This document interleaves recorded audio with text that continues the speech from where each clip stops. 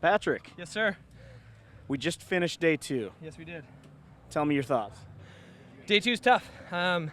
Anyone who's done CrossFit can look at these 3 days worth of events and they'll look at day 2 and say, day 2 is the hardest day, hands down.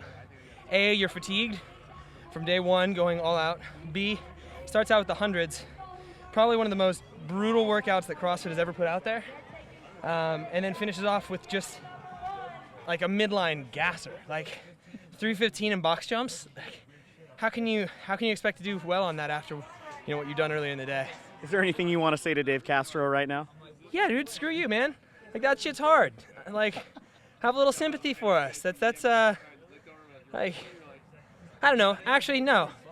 Because what they're doing is they're pushing the margins of human experience, Like, you see what these human beings are capable of, and you program just outside that, and then you're watching that fall within the abilities of people. Like, they're hitting world records after these many events. That's insane. They're just pushing you right up to the edge. Right up to the edge. And then, I mean, this is one of the best programmed years. Every year they get it better and better and better.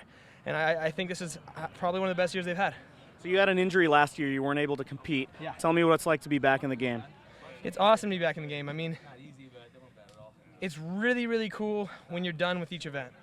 Before each event, like, no matter how many times you've done this, no matter how many times you've practiced, no matter how confident you are, I don't care if you're Jason Khalipa or the guy who's in 48th, you're nervous going into the event. Like, no one escapes these events, these workouts, just completely unscathed. Everyone goes out, like, in pain. Like, that's it.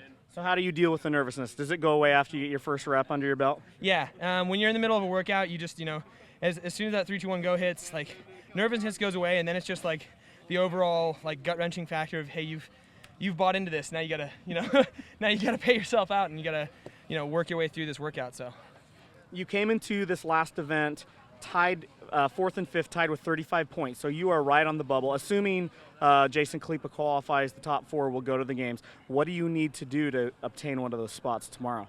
Tomorrow I need to play my game. Those workouts fall into my wheelhouse, and I need to play my game. I need to not blow myself out, not go too slow. Like, I need to just do what I know I'm able to do, ride my threshold, and finish these out. Like, the final workout is, if you could write a workout that's up my alley, that's up my alley. And then the workout before that has 50 handstand push-ups in it, which would separate a bunch of people out. And by the time they get to the overhead